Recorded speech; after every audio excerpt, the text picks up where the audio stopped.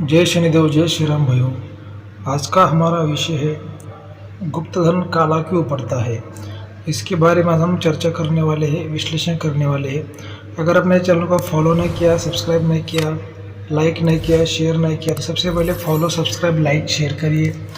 क्योंकि जो भी हम आपको जानकारी देते हैं भाइयों, बिल्कुल सही जानकारी देने की कोशिश करते हैं।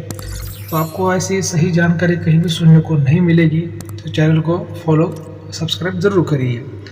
तो भाइयों देखिए, जो गुप्त धन की जो बातें होती है, इसमें बहुत सी समझ में अफवाहें होती है, बहुत सी चर्चा होती है, बहुत से लोग बोलते हैं, बहुत से पुराने लोग बोलते थे, अभी के जो कुछ तांत्रिक भी लोग बोलते हैं, कुछ आम लोग भी बोलते हैं कि भाई धन जो होता है, गुप्त धन जो होता है, वो मिलने के बाद में कभी कभी काला निकलता है, काला पड़ता है, उसके कोयले बनते हैं, वो खराब निकलता है, उसकी क्वालिटी कम हो जाती है, पित्तल बन जाता है।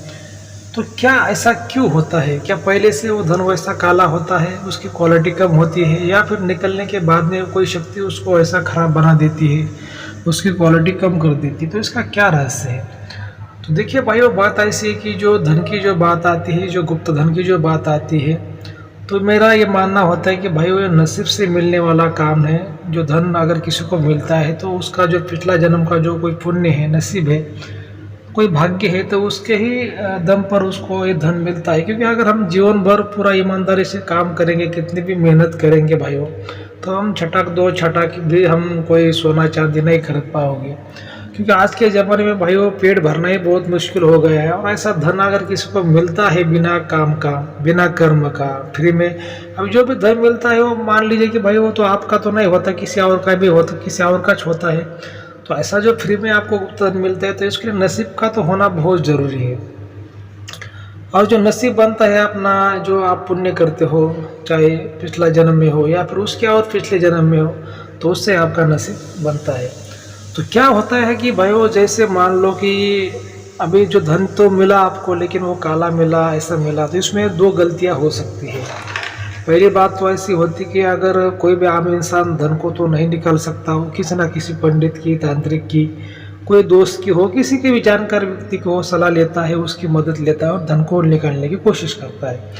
तो इसमें क्या होता है कि कोई लोग जो लालच में काम करते हैं, उस पर जो टोटका शक्ति होती है, उसको विश्वास में नहीं लेते, उसकी शांति नहीं करवाते, उसके कारण भी धन वो काले पड़ जाते हैं। क्योंकि जब हम धन को निकालते हैं, धन आपको मिलता है, तो उसमें से 50%, 40%, 30% कम से कम हिस्सा आपको दान धर्म में खर्च करना पड़ता है। और कोई ना कोई धर्म का उसमें विशेष कार्य होता है, कोई ना कोई उद्देश्य होता है। तो आपको वो शक्ति को गारंटी देके वो आपको उद्देश्य पूरा करना पड़ता है कि भाई जो उसका, आप कोई अगर माता का शक्ति है तो भाई आपका मंदिर बनाएंगे, कोई ग्राम देवता का शक्ति तो आपका मंदिर बनाएंगे, कोई धर्म कार्य करेंगे, ऐसा उसको गारंटी देनी पड़ती है शक्ति से, शक्ति को शांति दिलानी पड़ती है। उसके बाद में फिर आप वो धन का कुछ हिस्सा आपके बाल बच्चों में, परिवार में खर्च कर सकते हैं। लेकिन आज का जो ज़माना है भाई, वो आज से जो लालची लोग हैं दुनिया में, वो इतना बातों को नहीं जानते। वो क्या करते हैं, सीधा उनको अगर पता चला कोई ज़मीन में, खेत में धन है, तो सीधा उसको निकलने की कोशिश करते हैं। और जो उनको कुछ धन मिलने वाला था उसको भी गवा बैठते हैं। और जो धन निकालता है वो काला पड़ जाता है। क्योंकि शक्ति को जब तक शक्ति शांति नहीं होती, आप जब तक शक्ति का परमिशन नहीं लेते, या फिर शक्ति को आप जब तक संतुष्ट नहीं करते, उसको गारंटी नहीं देते कि उसका क्या उद्देश्य है, उसकी क्या इच्छा है, उसकी जब तक आप इच्छा नहीं पूरी करते, तब तक वो धन आपको शक्ति नहीं खाने देती। ठीक है, आपने ज़बरदस्ती निकालने की कोशिश भी की तो धन काला पड़ जाता है। इसका एक कारण होता है। और दूसरा कारण जो होता है कि अगर किसी के नसीब में धन का योग तो है, लेकिन वो 50% ही अच्छा है, 50% बुरा है, या फिर 60% अच्छा है, 40% बुरा है, तो ऐसे लोगों को धन मिलने के बाद में कुछ ज़्यादा विशेष फायदा नहीं होता। क्योंकि अगर योग अच्छा है तो 100% योग, अगर शुभ योग अच्छा है तो ही आपको उसका फल मिलता है। तो आप बोलोगे गुरुजी ऐसे कैसे, हम तो ये बातों को नहीं समझ पा रहे। तो मैं आपके इसके लिए और एक उदाहरण आपको बताता हूँ, एक फॉर एग्जांपल आपको बताता हूँ, जैसे कि आप थोड़े बात को अच्छी तरह से समझ पाए। तो जैसे मान लीजिए भाई, बरसात के समय में बादल तो है, ठीक है, बादल तो है, लेकिन कई कई बार क्या होता है कि भाई वो बादल होने के बावजूद भी अच्छी बरसात नहीं होती, ठीक है। और कभी कभी बादल होने के बाद में अच्छी बरसात हो भी जाती है। तो देखो, बादल यानी आपका योग है, ऐसा मान लीजिए। और जब बरसात अच्छी होती है तो मान लीजिए कि भाई आपका 100% आपका अच्छा ही होगा। नहीं तो बादल भी है और बरसात जितनी चाहिए उतनी नहीं गिरी तो आपको ऐसा मानना है कि भाई योग तो है लेकिन 50% ही अच्छा है। तो ये मतलब होता है भाइयों कि योग तो होना चाहिए लेकिन वो योग अच्छा होना चाहिए और 100% अच्छा होना चाहिए, उसमें कोई बुराई नहीं होनी चाहिए, तो तभी आपको उसका अच्छा फल मिलता है। अब इसके लिए हस्तरेखा, कुंडली विश्लेषण, बहुत सी बातों को तंत्र शास्त्र में देखा जाता है, ज्योतिष शास्त्र में देखा जाता है, हस्तरेखा शास्त्र में देखा जाता है। बहुत सी विद्याओं के अंतर्गत जो सनातन धर्म की जो विद्या है, सतोगुणी, तमोगुणी, रजोगुणी, ऐसे बहुत सी विद्या है जैसे उसमें वो देखा जाता है, तो वो बातों को आप फिर समझ पाओगे। और दूसरी बात ऐसी होती कि ऐसे कामों के लिए चाहे आपके नसीब में योग हो चाहे ना हो, चाहे कोई किसी के घर में धन हो, किसी के खेत में धन हो, कोई शक्ति हो, कोई टोटका हो, तो आपको एक अच्छा गुरु की सलाह लेना बहुत जरूरी होती है। जब तक आपको अच्छा ईमानदार गुरु नहीं मिलता तब तक आपको ऐसे काम में कभी लाभ नहीं मिलेगा। क्योंकि क्या है कि भाई दुनिया में ईमानदार लोगों की संख्या बहुत कम हो गई है और बेईमान लोगों की संख्या बहुत ज़्यादा हो गई है। इस वजह से ईमानदार गुरु मिलना भी आवश्यक है।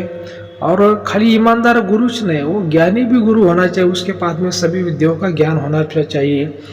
जो त्रिगुण है ब्रह्मांड में, त्रिगुण का भी उसके पास में ज्ञान होना चाहिए, त्रिदेव त्रिशक्तियों का भी ज्ञान होना चाहिए, तभी वो आपकी सही तरह से मदद कर पाता है।